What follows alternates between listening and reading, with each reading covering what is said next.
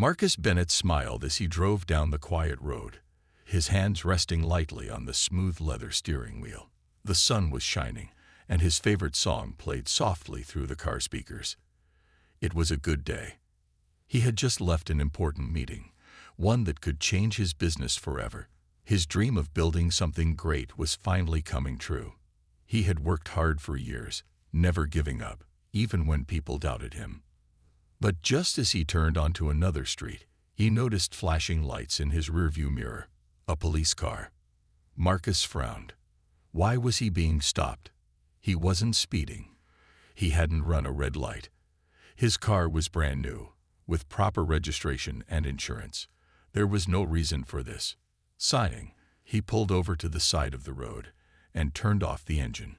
He had been through this before. He knew the routine. A tall police officer, Ryan Mitchell, stepped out of the patrol car and approached.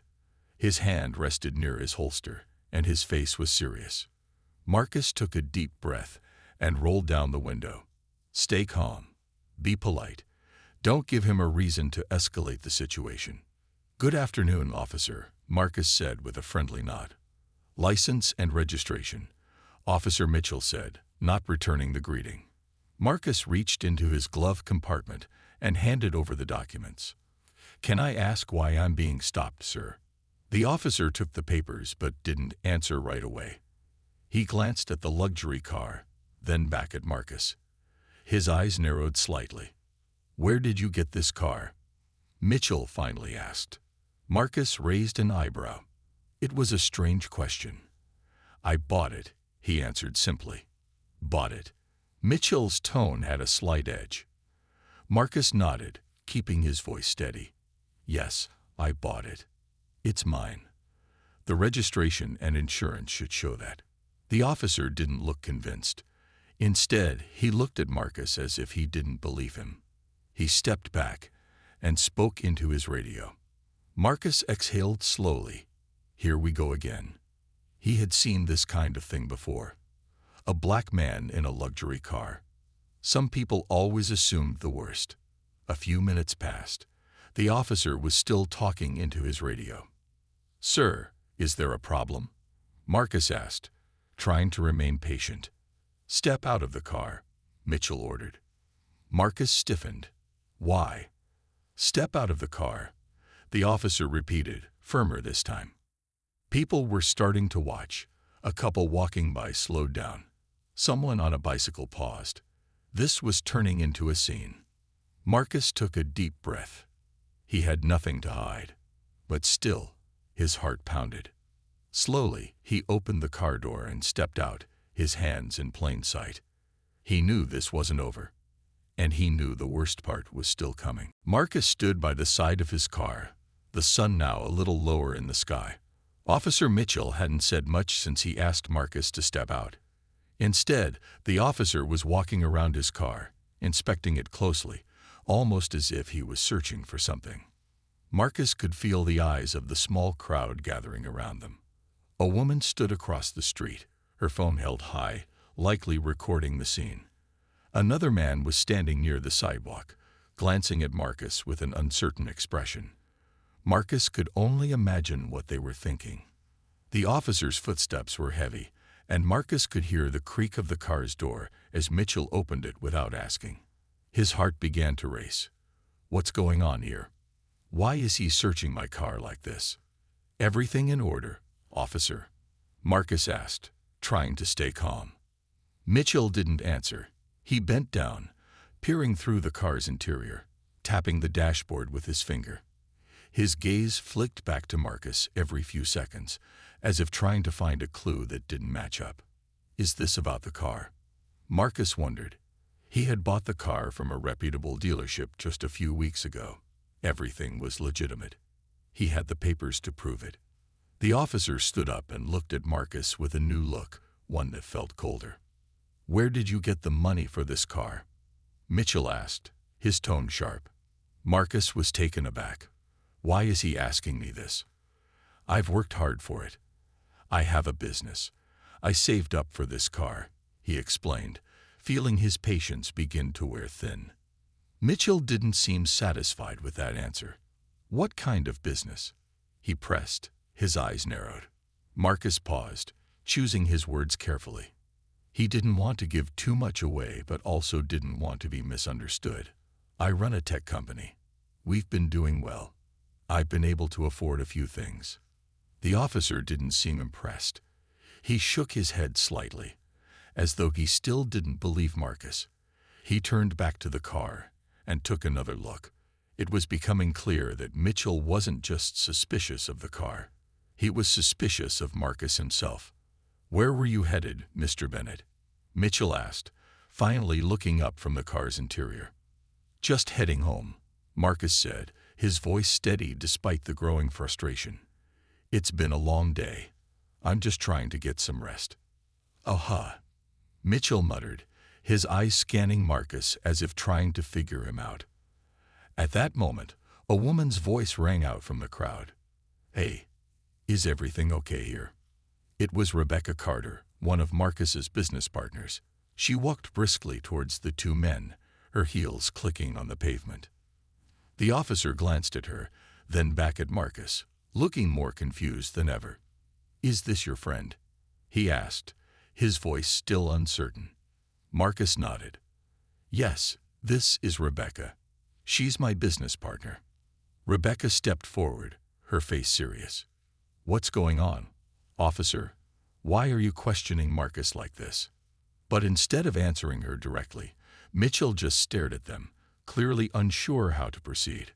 Marcus's heart sank. This wasn't just a random stop. This was something more. And he couldn't shake the feeling that it had everything to do with the way he looked. The air around Marcus seemed to thicken with tension. His mind raced as Officer Mitchell glanced at him again, then turned back to Rebecca. She was standing firm now, arms crossed, but her eyes were soft, trying to get through to the officer. Marcus could tell that she wasn't used to seeing him in a situation like this. He had always kept things professional, and Rebecca had always admired his calm, focused approach. But now, there was nothing calm about the situation. "Officer, I don't understand," Rebecca said, her voice steady but filled with concern. "Marcus is one of the most respected people in the tech industry. He has nothing to hide." Mitchell didn't seem to care about her words. He glanced at the car again, then back at Marcus, his face unreadable. Marcus could feel the officer's judgment, like a weight pressing down on his shoulders. "I'm going to have to ask you to step over here, Mr. Bennett," Mitchell said, his voice firm. Marcus blinked, unsure if he had heard right. "What? Why?" "You're under suspicion," Mitchell said, his hand moving to his belt. "It's standard procedure." The words hit Marcus like a cold wave. Under suspicion. For what? Driving a nice car. Being successful. The thought left a bitter taste in his mouth, but he couldn't let it show. "I haven't done anything wrong," Marcus said, his voice controlled but growing more frustrated by the second. "You need to come with me." Mitchell's tone didn't leave room for argument. Marcus could feel the eyes of the small crowd on him. Some people looked uncomfortable, others curious. A few were whispering to each other. He could tell some of them didn't believe what was happening, but they didn't know how to speak up. Rebecca stepped forward again, her voice sharper now. "Are you serious? You're going to arrest him for nothing." "I said step back," Mitchell barked, his hand hovering near his gun. Marcus could see the officer wasn't going to back down. His heartbeat quickened, and his mind went blank for a moment. He had done nothing wrong, but it didn't seem to matter. The weight of being falsely accused felt heavy. Rebecca was still protesting, but Marcus raised a hand to stop her. "It's fine, Rebecca," he said quietly, though inside he felt anything but fine. "I'll handle this." He was trying to stay calm, to avoid making the situation worse, but it wasn't easy.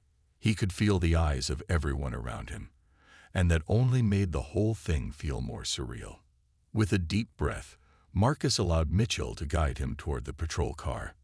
The officer's grip was tight, and for the first time, Marcus felt a real chill in the air. The simple act of getting arrested wasn't something he'd ever imagined experiencing. As they reached the car, Marcus glanced back at Rebecca, who was now talking to another officer, her face a mixture of concern and disbelief. Would she be able to fix this? He hoped so, but deep down, he knew it wasn't going to be that easy. There was a sense of helplessness in the air, a feeling that Marcus hadn't felt in years, and for the first time in his life, he realized how deeply people's assumptions could cut into someone's freedom. As Marcus sat in the back of the patrol car, his mind raced. What was happening? He had been pulled over, questioned, and now arrested. None of it made sense. His hands were still slightly shaking from the strange turn of events, but he kept his composure. He had to. He couldn't let fear take over. Outside, he could hear voices, some from the crowd, others from the officers. His thoughts drifted to Rebecca. What was she doing? Was she still trying to help? He knew she wouldn't just sit back and let this happen. She was too strong for that. Suddenly, Marcus heard a voice, one he recognized. Is everything okay here? It was Rebecca. She had come over to the police car, her heels clicking against the pavement as she approached. She looked calm, but there was a fire in her eyes. Marcus felt a small wave of relief. At least she's here. Officer, I'm really not sure why you're treating him like this, Rebecca said, her voice steady. She stepped closer, looking directly at the officer who was standing near the patrol car. Mitchell glanced at her, his expression unreadable. It's just procedure, ma'am. Nothing to worry about. Rebecca's eyes narrowed slightly. Nothing to worry about. She looked down at Marcus, then back at the officer. Marcus is a respected business owner, not someone who should be treated like this. The officer shifted his weight. I'm just following the rules. Rebecca wasn't backing down. You're questioning his ownership of the car.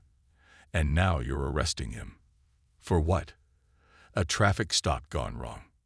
Before the officer could respond, another voice called out from the crowd. What's going on here? It was a woman, tall with blonde hair, walking toward them. She had an air of confidence about her, and she looked like someone who wasn't afraid to speak up. Marcus didn't know her, but something about her seemed familiar. The woman approached and stopped beside Rebecca. I know him. That's Marcus Bennett, she said, pointing toward Marcus in the patrol car. He owns the tech company downtown. Mitchell looked between them, confusion on his face. And who are you?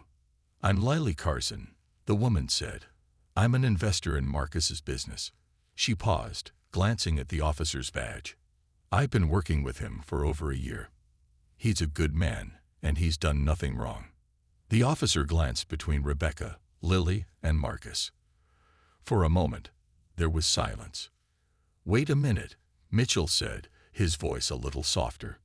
You're the CEO of Bennett Technologies. Marcus nodded. Yes, I am. And I'm not sure why I'm being treated like this. Lily gave a short laugh. Because of the car. I'm not sure what's going on, but it's ridiculous. Marcus worked hard for everything he has. He's a leader in his field. The officer's face reddened as he realized the mistake. This wasn't just some random person. Marcus could see the change in Mitchell's expression. It was a mix of embarrassment and confusion. He wasn't sure how to handle this new information. Rebecca stepped forward again, her voice firm but calm. Now that you know who he is, I suggest you let him go. This has gone on long enough. Marcus couldn't help but feel a small spark of hope. Maybe, just maybe, things would get better now. The silence between Marcus and the officers was thick, as if everyone was waiting for someone to say the right thing. Mitchell, still standing near the patrol car, was now shifting his weight nervously. He seemed unsure of how to handle the situation, especially now that Lily Carson and Rebecca had stepped forward to vouch for Marcus. Marcus couldn't believe how quickly everything had escalated. A simple traffic stop had turned into something much bigger. He had never imagined that being pulled over in his own car could lead to being arrested. Was this really happening? Marcus Bennett, CEO of Bennett Technologies, Mitchell repeated under his breath, as if trying to process the new information. His expression softened, and for a moment, it seemed like he realized the mistake he had made. Lily, standing firmly by Marcus's side, crossed her arms. "I'm sure you can imagine, officer, how embarrassing this is for both of us. Marcus is not just a respected businessman. He's someone who worked hard to get where he is today."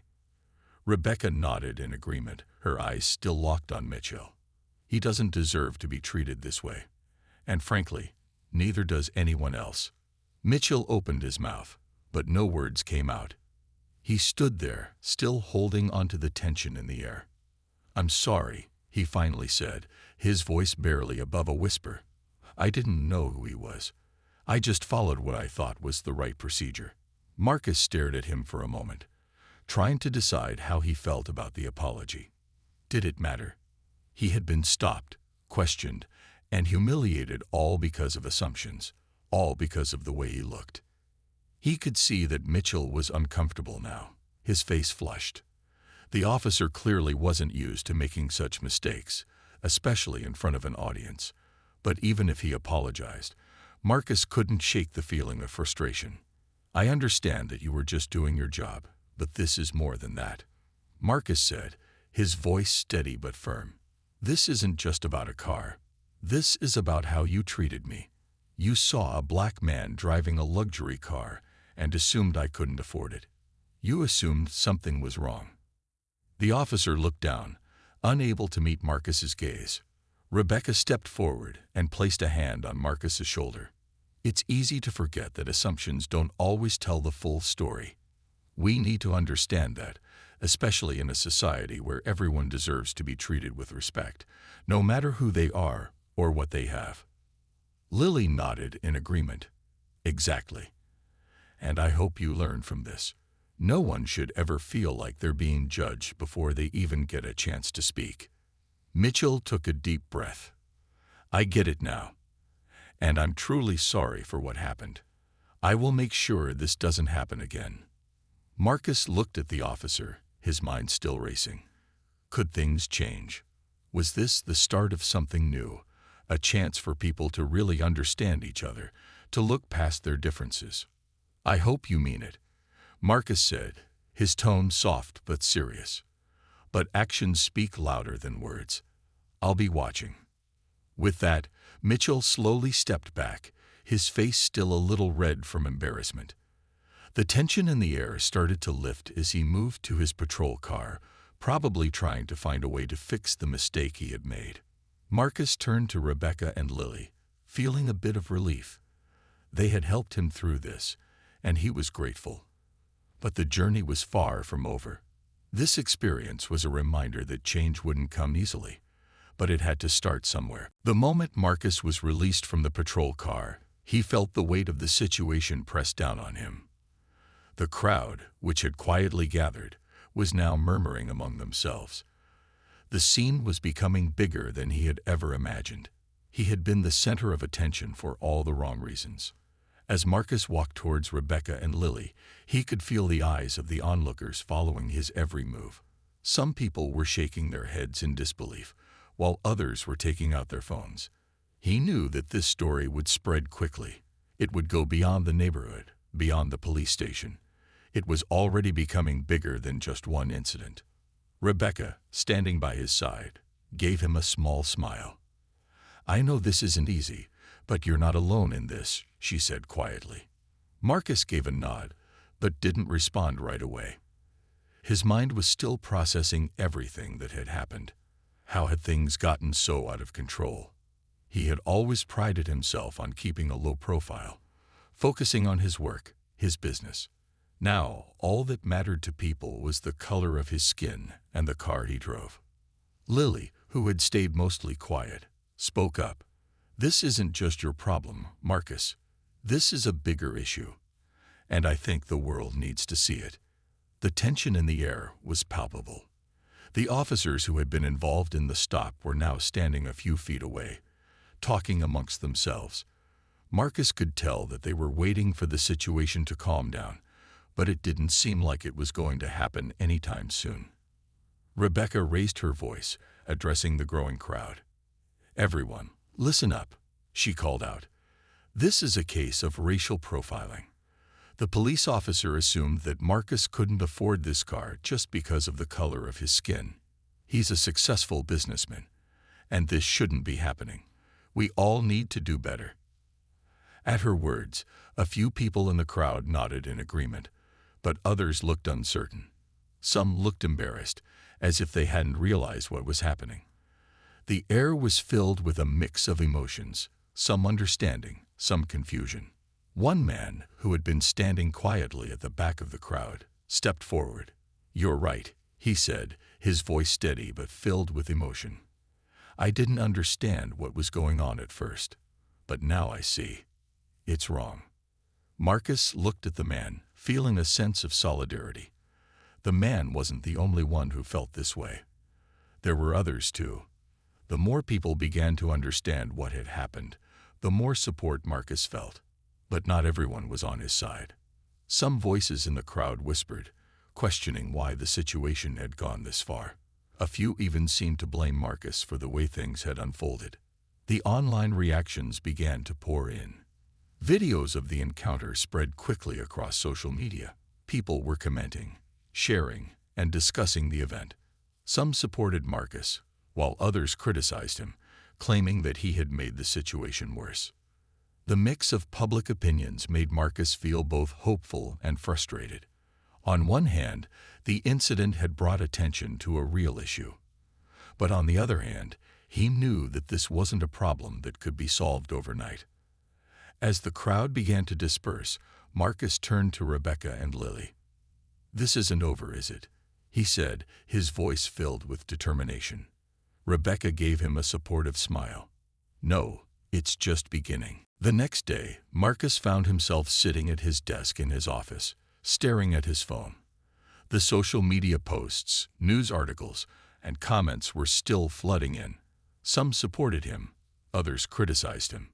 But there was one message that caught his eye, a direct message from Officer Mitchell.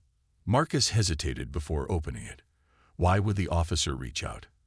After everything that had happened, he wasn't sure what to expect. He tapped on the message and read the words carefully.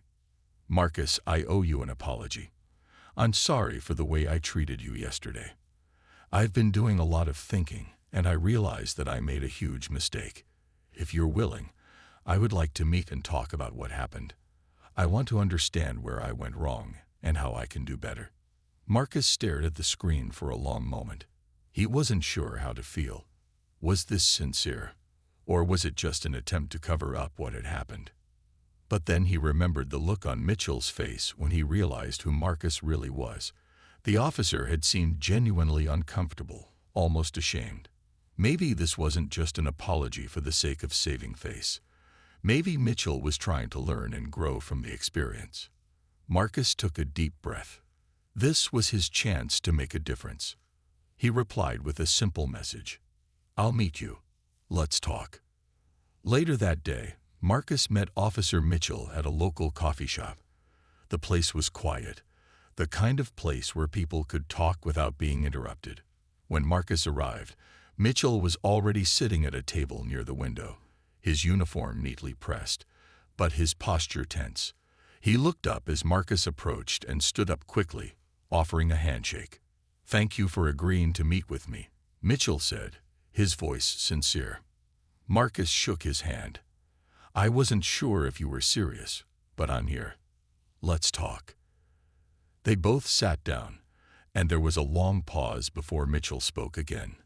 "I've been a cop for over 15 years, he started, his voice quieter now. "And I thought I knew how to do my job. But yesterday I realized I didn't know what I was doing. I let my assumptions cloud my judgment.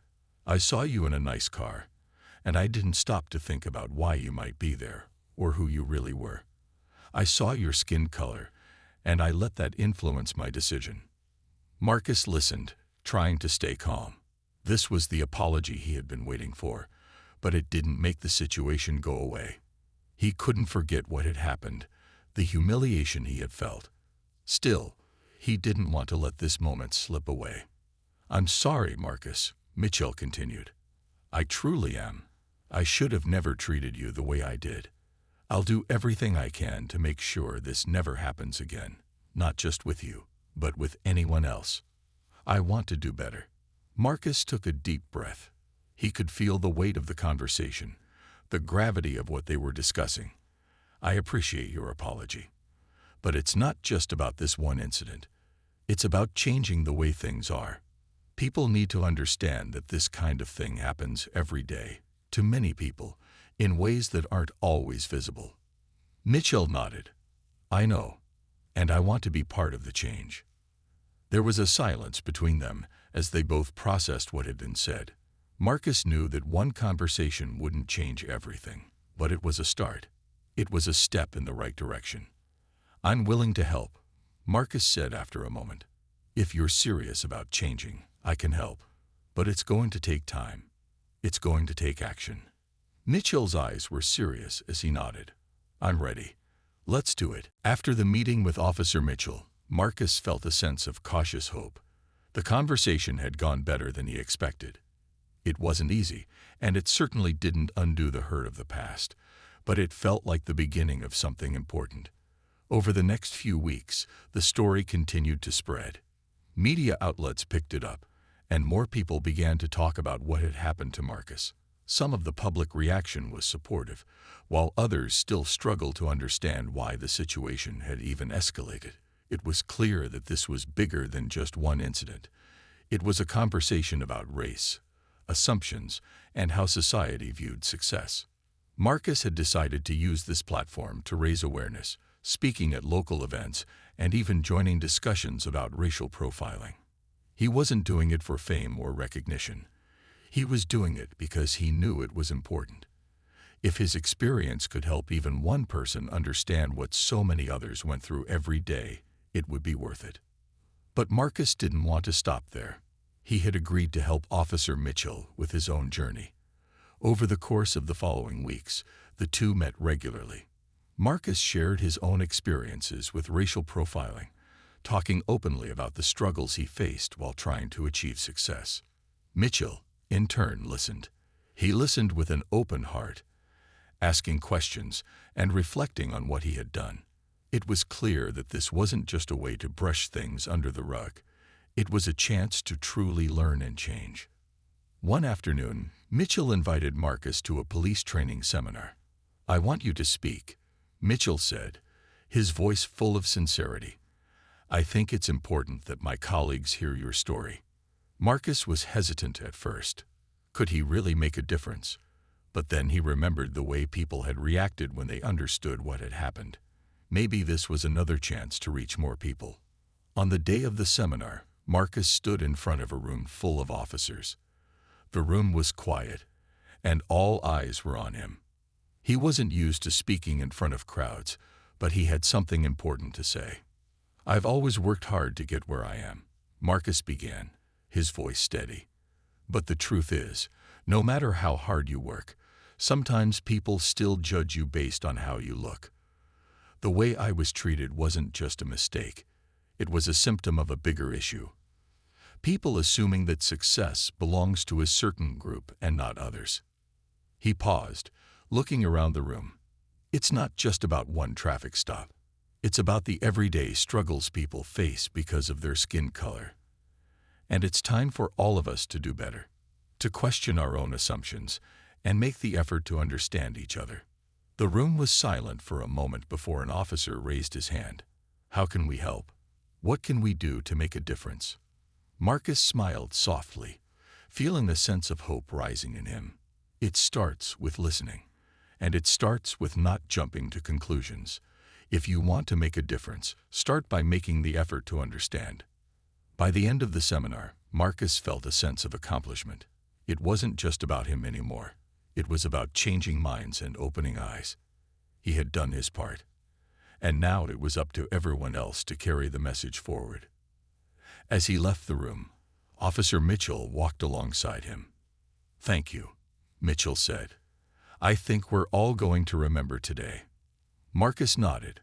"I hope so." Weeks passed after the seminar, and Marcus continued to reflect on the journey he had been through. The experience had changed him in ways he hadn't expected. While the public's reaction to his story was still mixed, he felt a deep sense of pride knowing he had used his platform to bring attention to a real issue. But it wasn't just about speaking out. It was about making sure that the conversation didn't end there. One afternoon, as he was reviewing a new project for his company, Marcus received another message. This time, it was from someone he hadn't expected. "Marcus, I've been thinking about everything that happened. I know we can't change the past, but I want to tell you that I'm sorry for the role I played in it. You were right. I've been listening, and I've been working to make sure this doesn't happen again. Thank you for giving me that chance." It was from Officer Mitchell. Marcus took a moment to let the words sink in. He hadn't expected an apology like this, not after everything that had happened. It was a simple message, but it carried a weight that meant more than just words. Mitchell was sincere. He was trying to make things right. A few days later, Marcus and Mitchell met again, this time in a more relaxed setting, Marcus's office. The two men sat down across from each other, the room filled with an unspoken understanding. "I know we've talked before," Mitchell started, his voice low. "But I wanted to take a moment to say that what you've been doing, what you've been teaching us, is changing things in ways you might not even realize. I've been pushing for changes in the department, training programs, workshops, and more discussions like the one we had." Marcus listened, feeling a sense of satisfaction. He had hoped for change, but to hear it actually happening was something else entirely. "That's good to hear. Real change takes time, but it starts with action. It starts with people like you, who are willing to listen and learn." Mitchell nodded. "I wasn't perfect, and I'll never be, but I'm doing my best to make sure that what happened to you doesn't happen to anyone else." Marcus smiled. "That's all anyone can ask for, Mitchell. We all make mistakes. It's what we do after them that matters." The two men talked for a while longer, discussing